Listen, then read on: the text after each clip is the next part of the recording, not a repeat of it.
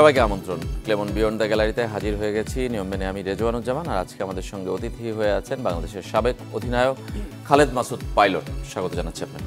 ধন্যবাদ রেজন ভাই। পাইলটের সাথে কথা হবে ক্রিকেট নিয়েই, বুঝতেই পারছেন, কিন্তু দেশ বিদেশের সব খেলার খবরগুলো এক নজরে জানিয়ে দেওয়ার নিয়ম আজকেও আছে। আমরা বলছিলাম যে চ্যাম্পিয়ন্স ট্রফি নিয়ে কথা বলবো। বাংলাদেশের চ্যাম্পিয়ন্স ট্রফি এবং ভবিষ্যৎ দুটোই আলোচনায় আসবে। আমাদের সঙ্গে আছেন খালেদ মাসুদ পাইলট। আপনারাও চাইলে অংশ নিতে পারেন এই আয়োজনে। ফোন করতে হবে স্ক্রিনে দেখানো নম্বরগুলোতে। আমরা বলছিলাম যে বাংলাদেশের শেষ ম্যাচ, বৃষ্টির শঙ্কা আছে, খেলা হবে কিনা আমরা জানি না। চ্যাম্পিয়ন্স ট্রফি থেকে বাংলাদেশ পাকিস্তান দুই দলেরই বিদায় হয়েছে। আরও একবার গতকাল বাংলাদেশের খেলা না থাকলেও আফগানিস্তানের পারফরমেন্সে বাংলাদেশের মানুষের মনে প্রশ্ন জেগেছে যে এরকম পারফরমেন্স বাংলাদেশ কবে করবে। 2023 বিশ্বকাপেও ইংল্যান্ডকে হারিয়েছিল বা আফগানিস্তান, 2025 চ্যাম্পিয়ন্স ট্রফিতেও তাদের বিদায় করে দিল আফগানিস্তান। একজন ইব্রাহিম জাদরান বাংলাদেশের কবে হবে, এই প্রশ্নটা এখন সবার। আমার মনে হয় যে তাদের কিন্তু তেমন বেশি কোয়ালিটি টিম নাই বা কোয়ালিটি মাঠ নাই। আপনি জানেন যে আমরা বিভিন্ন পত্রিকা, বিভিন্ন সোশ্যাল মিডিয়াতে দেখি আফগানিস্তানে একটা কোয়ালিটি মানুষ আছে, যাদের পরিকল্পনা আছে, চিন্তা আছে, এবং তাদের মধ্যে আমি বলবো যে এনার্জি আছে, এবং তাদের মধ্যে সেই ইচ্ছাটা আছে যে আমরা কিছু করতে চাই, এখানে করতে আসছি, সেই মানসিকতা তাদের মধ্যে আছে, যেটা আমার মনে হয় বাংলাদেশের মধ্যে নাই। আমরা সবসময় শর্টকাটে বিশ্বাসী। তো শর্টকাট দিয়ে আপনি হয়তো দেখা গেলো যে আপনি হয়তো একটা সাকসেস পাবেন, কিন্তু রেগুলার পাবেন না। আফগানিস্তান টিম আমার মনে হয় যে যেভাবে তারা ডে বাই ডে ইমপ্রুভ করছে, টি-20তে দেখেন ইমপ্রুভ করেছে অনেক ভালো। ওয়ান ডেতেও দেখেন ইংল্যান্ডের মতো বড় একটা দলকে তারা হারিয়ে দিয়েছে। গুরবাজের মতো প্লেয়ার রান করে নাই, ইব্রাহিম রান করে সেটা বিশাল বড় কাভার করে দেখা দিয়েছে। এই যে আস্তে আস্তে করে কোয়ালিটি প্লেয়ারগুলো আসছে, ফেয়ারলেস ক্রিকেট খেলছে, আমার কাছে মনে হয় যে অসাধারণ চিন্তাভাবনা, মানসিকতা। অনেক ছোটো টিমের এরকম চিন্তাভাবনা মানুষের থাকে না। আমার মনে হয় আফগানিস্তানের সেটা প্রুভ করে দেখাচ্ছে। অলরেডি আইপিএলে প্রচুর পরিমাণ প্লেয়ার তারা খেলছে হাইস্ট লেভেলে। তো এইটা ধরেন একটা দেশে যখন এরকম প্লেয়ারগুলো যখন আইপিএলের মতো জায়গায় খেলবে, ইয়াং জেনারেশন কিন্তু সবাই ভাগছে যে না, আমরা আমাদের বড় ভাইদের মতো হতে চাই। আমাদের এখানে সিস্টেমটাই তো কারাপ্টেড। আমাদের এখানে পুরো সিস্টেমটাই তো আপনি ধরেন, আমি কাউকে সবসময় বলি যে আমি কারোর পক্ষে এগেনস্টে না, সিস্টেমটার এগেনস্টে। এই 14-15 বছর যখন আপনি আম্পায়ার দিয়ে খেলেছেন, 10-12 বছর পুরো সবগুলো টিম আপনাদের, তো নিজের ইচ্ছা মতো আপনি খেলা খেলেছেন। আপনি ধরেন সাপোজ যেমন এই চ্যাম্পিয়ন্স ট্রফি খেলতে যে পরিকল্পনা এটা ছিল না। বাংলাদেশ ক্রিকেট টিমের একটা টেকনিক্যাল টিম থাকবে না, ধরেন কোচ, ম্যানেজার, ক্যাপ্টেন, যে চ্যাম্পিয়ন্স ট্রফি খেলা আছে, ধরেন এই যে 19 তারিখ থেকে শুরু হচ্ছে, তো 20 তারিখে বাংলাদেশের ফিকচার অনেক আগে থেকে আমরা জানি। তো তাহলে 3-6 মাস আগে থেকে কেন বাংলাদেশের একটা প্ল্যান থাকবে না যে না, আমরা মিনিমাম 25 দিনের একটা ব্রেক থাকবে চ্যাম্পিয়ন্স ট্রফি খেলতে যাওয়ার আগে, সেখানে 3টা বা 5টা ওয়ানডে খেলবো। যেন আমি ওয়ানডে যেটা হচ্ছে পাকিস্তান ট্রাইনেশন টুর্নামেন্ট খেললো ইয়ার সাথে, সাউথ আফ্রিকা এবং নিউজিল্যান্ডের সাথে, দেন কত কোয়ালিটি টিমের সাথে খেলেছে। এই জাস্ট চ্যাম্পিয়ন্স ট্রফিকে চিন্তা করে ইংল্যান্ড খেলেছে ইন্ডিয়ার সাথে। তো আপনি বাংলাদেশ খেলছেন বিপিএল টি-20 টুর্নামেন্ট। বিপিএল টি-20 টুর্নামেন্টে যে খেলছেন, এখানে ম্যাক্সিমাম প্লেয়ার কিন্তু রিজেক্ট প্লেয়ার, যারা কিনা ওয়ার্ল্ড ক্রিকেটে যারা খুব বেশি ভালো প্লেয়ার ছিল না, কয়েকটা ভালো প্লেয়ার ছিল, যারা বেশিরভাগই এখন টি-20 ফরম্যাট খেলা ছেড়ে দিয়েছে, এখন লিজেন্ডস কাপ খেলবে, মাস্টার্স কাপ খেলবে। এইরকম টিমের প্লেয়ারগুলোকে নিয়ে এসে আপনি কিন্তু বিপিএল খেলেছেন। এবং 7টা টিমে আপনি বোলারের অপশন দেখেন, তাসকিনের মতো বোলার কয়টা আছে? তাসকিন আর কী বলে নাহিদ রানা, 2টা। 7টা টিমে 7টা বোলার যদি থাকে, 120 বলের খেলা টি-20। তো তার মধ্যে আপনি যদি 20 বল 60 বল যদি চিন্তা করেন যে একটা প্লেয়ার 60 বল পাবে, তো সেখানে আমাদের প্লেয়াররা 30 বল 40 বল করে হয়তো খেলেছে, 70 রান 80 রান করেছে। ছোট মাঠ, বোলিংয়ের কোয়ালিটি বুঝেন, একটা তাসকিন একটা টিমেই ছিল, কিন্তু আর বাদবাকিগুলো 3টা বোলার এরকম না, আরামসে রান করেছে। এখানে তো ইন্ডিয়া টিমে আপনি ওরকম বোলিং করবে না, নিউজিল্যান্ড টিম তো এরকম বোলিং করবে না। আপনাকে 6টা বলের মধ্যে 5টা কোয়ালিটি বল, এবং এর মধ্যে থেকে রান করতে হবে। তো ওইখানে যে আপনি ডট বল খেলছেন, বিকজ ভালো বল আপনি রান করতে পারছেন না। তো এই যে প্ল্যানিং, আপনি যদি যাওয়ার আগে 25 দিনের বা এক মাসে যদি একটা 7টা টিম নিয়ে আপনি বিপিএল করেছেন, 7টা টিমের জায়গায় আপনি 6টা টিম নিয়ে করেন। আমি এই বছর চ্যাম্পিয়ন্স ট্রফি আছে, ঠিক আছে, 6টা টিম নিয়ে করি। টিমের মালিক যেহেতু পাচ্ছি না, দেশ চেঞ্জ হয়েছে, তো আপনি 6টা টিম নিয়ে করেন, মিনিমাম 10-12 দিন সময় পেয়ে দেন, সাথে 13 দিন হাতে ছিল। এই 25 দিনের মধ্যে আপনি, যেমন অনেক টিম ছিল যারা ওয়ানডে ম্যাচ খেলছিল না, যেমন আফগানিস্তান ফ্রি ছিল, শ্রীলঙ্কা ফ্রি ছিল, এমনকি আপনি পাকিস্তান এ টিমকে ডাকেন না, ইন্ডিয়ান এ টিমকে ডাকেন না, 3-5টা ওয়ানডে খেলুক। আমাদের টিম, মেন টিমটা ওয়ানডে খেলবে, যারা যারা কনফার্ম প্লেয়ার 2-1 রেস্ট নেবে, আবার ব্যাকআপ প্লেয়ারকে আমি এর মধ্যে চান্স নিয়ে নেবো, যে কারে নিয়ে আমি মানে মন করে রেডি করবো প্লেয়ারটাকে চ্যাম্পিয়নশিপের জন্য, সেই প্রিপারেশনগুলো করে নেয়। আপনি তৌহিদ হৃদয় দেখবেন যে ক্রাইম করছিল ব্যাটিং করতে যেয়ে, তো আপনি 20 ওভারের খেলা খেলছেন এতদিন, তো ওয়ান ডে খেলে তো হাতে ক্রাইম করবে, বিকজ আপনি তো অনেকক্ষণ ধরে ব্যাট ধরে রাখছেন, তো আপনি অনেকক্ষণ ধরে অন্য প্লেয়ার হচ্ছে না কেন? এটা যে কোনো প্লেয়ার হতে পারে, সেটা 10 রানের মাথাও হতে পারে, 200 রানের মাথাও হতে পারে, কিন্তু বোঝা যায় যে আপনার বেশিক্ষণ ইনিংস খেলার অভ্যাস নাই বলেই আপনি এই ক্রাইমটা করছে। ওয়েদার ভালো ছিল, দুবাই ওয়েদার তো গরম ছিল না, ক্রাইম করে সাধারণত আপনি জুন জুলাই খুব মানে কঠিন ওয়েদারে, তো সব কিছু মিলে আমার কাছে মনে হয় প্রস্তুতিটা আপনার ভালো হয়নি। প্রস্তুতিটা ভালো হয় নাই। আমরা তো অনেক সময় বলতে পারি না যে ধরেন হ্যাঁ ক্যাপ্টেনরা যখন যায়, প্লেয়াররা যখন যায়, তারা তখন পজিটিভ কথাই বলতে হয়, অডিয়েন্সকে বা মিডিয়াকে পজিটিভ কথা বলতে হয়। আপনি একজন লিডার হিসেবে যদি নেগেটিভ কথা বলেন, আমরা সবসময় তাদেরকে বলি যে এত কথা বললো, কিন্তু ওরা নেগেটিভ কথা বলার ঠিক না, তাদেরকে কিন্তু পজিটিভ কথা বলতে হবে। কী প্রিপারেশন চাই তার চেয়ে বরঞ্চ বলতে হবে না ঠিক আছে আমরা ভালো করেছি। যেটা শান্ত বলে গেছেন যে চ্যাম্পিয়ন হতে চাই আমরা, এটা কি আপনার মনে হয় যে দলকে উদ্বুদ্ধ করার জন্য? এটা আপনি অ্যাজ এ ক্যাপ্টেন ধরেন আপনি বাংলাদেশ টিমে রিপ্রেজেন্ট করছেন, সাধারণ একজন মানুষ, আপনি কী বলবেন ওইখানে? খারাপ বলার সুযোগ নেই, খারাপ বলতে পারবেন না, বিকজ আপনাদের একটা টিমকে রিপ্রেজেন্ট করছেন, আপনি গোটা ওয়ার্ল্ড মিডিয়া আপনাকে ধরে বসবে, বাংলাদেশের মিডিয়া আপনাকে ধরে বসবে, ভাই আপনি তাহলে খেলতে যাচ্ছেন কেন, পার্টিসিপেট করতেছেন কেন? কিন্তু তারা তো বুঝবে না যে আমার এই প্রিপারেশন আমাকে দেয় নাই। আপনি তো এটা ডিপ্লোম্যাটিক হতেই হয়, আপনাকে কিন্তু সত্যি কথা ওখানে অনেক সময় বলতে পারবেন না, একদম ডিরেক্টলি আপনি বলতে পারবেন না, তাহলে তো আপনার কন্ট্রাক্টই থাকবে না ক্রিকেট বোর্ডের। কিন্তু মানে আপনার কাছে কি মনে হয়, আমরা আফগানিস্তানকে বারবার আলোচনায় আনছি আমি, সেটা হলো যে বাংলাদেশ এতদিনেও এইরকম একজন ইন্ডিভিজুয়াল কোয়ালিটিফুল ক্রিকেটার তৈরি হয়নি। দল হিসেবে প্রস্তুতির ঘাটতি, সিস্টেমের ঘাটতি, সেগুলো তো আছেই, এটা আমাদের সবসময় ছিল, কিন্তু একজন ইন্ডিভিজুয়াল ক্রিকেটারও কি আসলে বাংলাদেশের অ্যাভারেজ ক্রিকেটারের মানের চেয়ে একটু বেশি হবে না? আমি আপনার সাথে কিছুটা একমত যে আমাদের প্লেয়ারদের মধ্যে কিন্তু প্রবলেম আছে, যে প্লেয়ারদের মধ্যে তাদের মধ্যে ডেডিকেশন একটু বেশ অভাব আছে। তারা হয়তো হার্ড ট্রেনিং করছে অনেকেই, কিন্তু কোয়ালিটি ভিশন নাই, কোয়ালিটি ভিশন।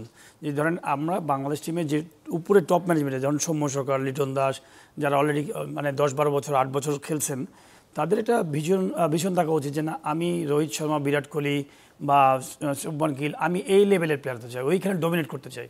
দেন সৌম্য সরকার আজ থেকে 8 বছর আগে যে ধরনের ইনিংস খেলেছে, লিটন দাস যেভাবে ইনিংস খেলেছে, এখন তো তার 20% ইমপ্রুভ করার কথা, তার কোচিং ফ্যাসিলিটিস, আদার্স ফ্যাসিলিটিস সব কিছু নিয়ে, এক্সপিরিয়েন্স দিয়ে সব কিছু দিয়ে, কিন্তু করে নাই, ওখানে কলাপস।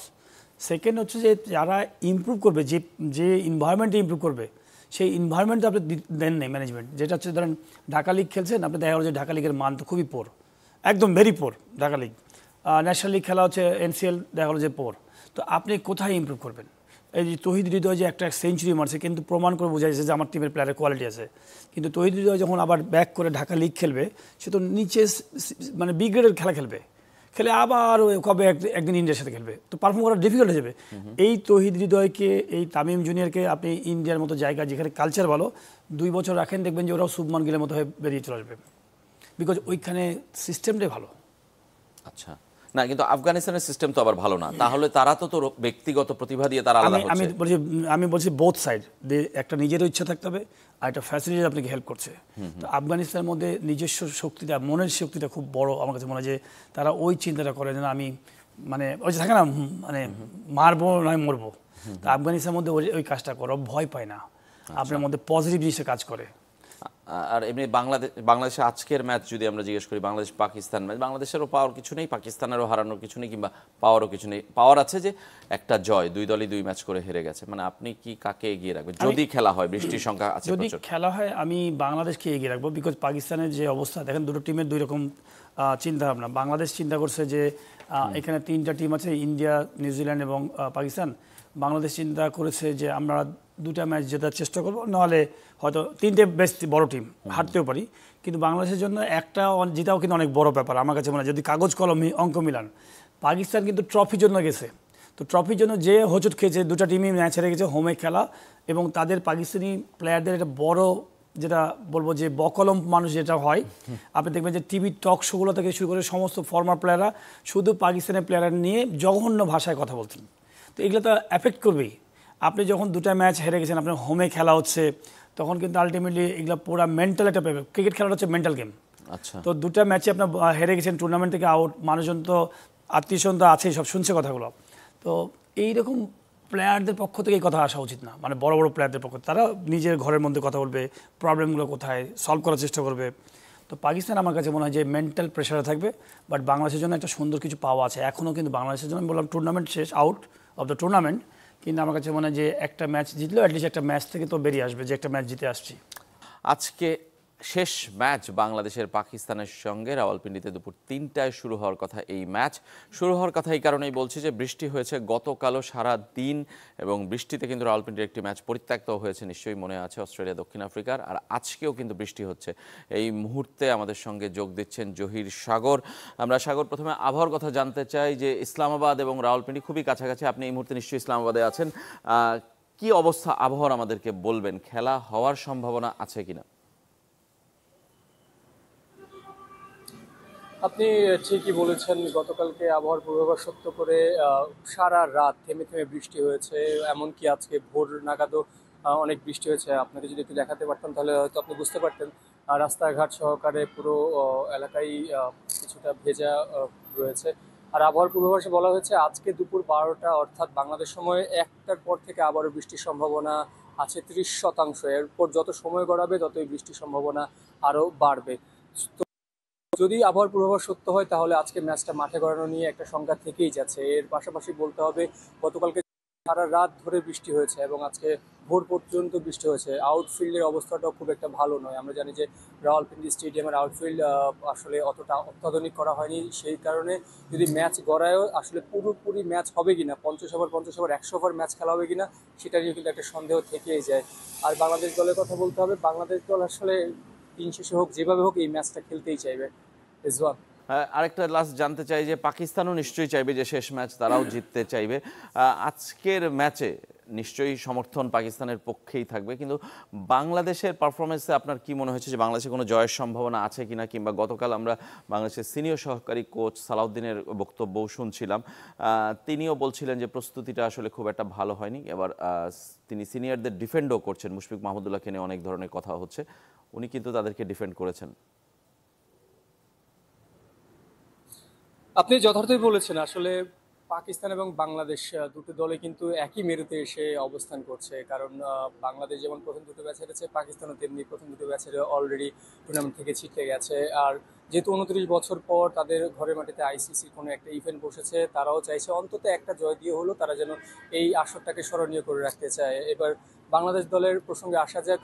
সালাউদ্দিন গতকাল যেটা বলছিলেন প্রি ম্যাচ সংবাদ সম্মেলনে, আসলে তিনি পুরোপুরি ক্রিকেটারদের দায় দিতে চাচ্ছেন না, যে পুরোপুরি এই যে মানসিকভাবে বাংলাদেশের ক্রিকেটাররা পিছিয়ে আছে অথবা বাংলাদেশের ক্রিকেটারদের স্কিল কম, সেই জায়গাটায় তিনি আসলে আসতে চাচ্ছেন না। তিনি চাচ্ছিলেন যে ক্রিকেটারদের যেমন মাঠের পারফরমেন্সের দায় দেওয়া যায়, ঠিক তেমনি আকার ইঙ্গিতে তিনি বোঝানোর চেষ্টা করছিলেন টিম ম্যানেজমেন্ট বলেন, বোর্ডের বলেন, এই দায়টা তাদেরকেও নিতে হবে। কেননা আপনি দেখেন গত বছর যখন ওয়ানডে বিশ্বকাপে শ্রীলঙ্কার বিপক্ষে টাইম আউটের পর শ্রীলঙ্কাকে হারিয়ে বাংলাদেশ যখন চ্যাম্পিয়ন্স ট্রফি নিশ্চিত করে, তিনি তখন বলেছিলেন তারপরে যদি আপনি দেখেন প্রায় 1 বছরের অথবা তার থেকেও বেশি সময় কিন্তু বাংলাদেশ ক্রিকেট বোর্ড হাতে পেয়েছে, তারপরেও কিন্তু চ্যাম্পিয়ন্স ট্রফির আগে এসে বাংলাদেশ কোনো ধরনের বাংলাদেশ ওয়ানডে খেলেনি, খেলেছে বরং টি20 বিপিএল খেলেছে। তো সালাউদ্দিন উনি যেটা বলছিলেন, আসলে চাইলে কিন্তু বিপিএল আরো 15টা দিন আগে শেষ করা যেত, শিডিউলটাকে যদি 15 দিন আগে শেষ করা যেত তাহলে 15 দিন ওয়ানডে ফরম্যাটের জন্য অর্থাৎ চ্যাম্পিয়ন্স ট্রফির জন্য বাংলাদেশ প্রস্তুতি নিতে পারে। ধন্যবাদ আপনাকে আমাদের সঙ্গে যোগ দেওয়ার জন্য। আমরা এই আলোচনাই করছিলাম, খালেদ মাসুদ পাইলট আপনি শুনছিলেন, আপনার সাথে একদমই মিলে গেছে সালাউদ্দিন যেটা বলছিলেন,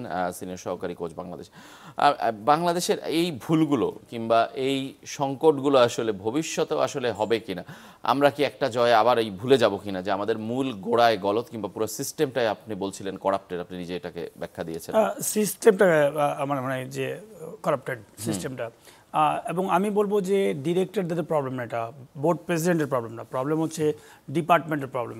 আপনি যারা টেকনিক্যাল টিম, অপারেশনস ডিপার্টমেন্টের কোচ, ম্যানেজার, ক্যাপ্টেন, তাদের কাছে তো একটা ক্যালেন্ডার থাকে যে নেক্সট 6 মাসে কী খেলা আছে বা 1 বছরে কী খেলা আছে, এইটাকে বেস করে কোচ, ফুটবলে যেমন ম্যানেজার খুবই সবচেয়ে অল ইন অল, আপনি হাইলি পেড কোচ রাখেন। এই কোচের দায়িত্ব হচ্ছে এই ম্যাচগুলোকে, টুর্নামেন্টগুলোকে চিন্তা করে আপনি একটা পুরো ক্যালেন্ডারের মতো তৈরি করে ফেলবেন যে কতদিন আগে আমার প্লেয়ারগুলোকে চাই, কী খেলা থাকবে ওই সময়। এই পুরো প্রেসক্রিপশনটা দেবেন হচ্ছে বোর্ডের কাছে, ম্যানেজমেন্টের কাছে, অপারেশন ঠিক ওইভাবেই পুরো প্ল্যানিংটা করবে যে কোন দেশের সাথে কোন সময় ম্যাচ খেলা যাবে। যেমন আমি যেটা বলছিলাম যে আপনি যদি পুরো বোর্ডকে যদি ইনফর্ম করতেন, অপারেশন ডিপার্টমেন্ট, যে বিপিএল খেলাটার ইয়েটা কমাই দেন, ডিউরেশনটা কমাই দেন, আমাকে 25 দিনের আগে ন্যাশনাল টিমের সব প্লেয়ার খেলতে দেবেন। বিপিএল খেলা চলবে, কিন্তু আমার 25 দিন আগে আমার ন্যাশনাল যেটা এই অস্ট্রেলিয়া বিগ ব্যাশে হয়ে হ্যাঁ থাকে। বিপিএল খেলা চলুক, সমস্যা নয়। আপনি যদি 7টা টিম নিয়েও করেন বিপিএল খেলা চলবে, কিন্তু আমার ন্যাশনাল টিমের প্লেয়ারের এই 15 জন আপনি আউট করে দেন, আমি 18 জন প্লেয়ার ছেড়ে দেন, আমি একটা সাইডে চিটাগাঙে বা কোথাও ম্যাচ খেলবো, ইন্টারন্যাশনাল ম্যাচ খেলবো, 5টা ওয়ানডে ম্যাচ খেলবো, আমার টিমকে চ্যাম্পিয়ন্স ট্রফির জন্য খেলবো। বিপিএলকে তো ইয়ে করা যাবে না, তো বিপিএল মতো চলবে, আর এই ন্যাশনাল 15 জনকে ছেড়ে ছেড়ে দেওয়া দেওয়া হোক। হোক। আমরা একদমই শেষ প্রশ্ন আপনার কাছে জানতে চাই যে বাংলাদেশ পাকিস্তান ম্যাচ আজকে কে জিততে পারে সেটা, কিংবা এই ম্যাচ জিতলে আসলে বাংলাদেশের এই চিন্তা চেতনায় পরিবর্তন হবে কিনা? আমার মনে হয় কোনো পরিবর্তন হবে না। আমরা একটা ম্যাচ জিতে হয়তো আমরা হুলস্থুল লাফালাফি করতে পারি, বাট সিস্টেম আমাদের বদলাতে হবে। ধন্যবাদ আপনাকে খালেদ মাসুদ পাইলট আমাদের স্টুডিওতে আসার জন্য, সময় দেওয়ার জন্য। আজকের মতো আমরা এখানেই শেষ করছি। তারপরও চ্যাম্পিয়ন্স ট্রফিতে বাংলাদেশ জিতুক শেষ ম্যাচ, আমরা তো সেটা চাইবই, পাকিস্তানের বিপক্ষে সেই জয়টা আসুক আজকেই, সেই প্রত্যাশা রেখে আজকের মতো এখানেই শেষ করছি।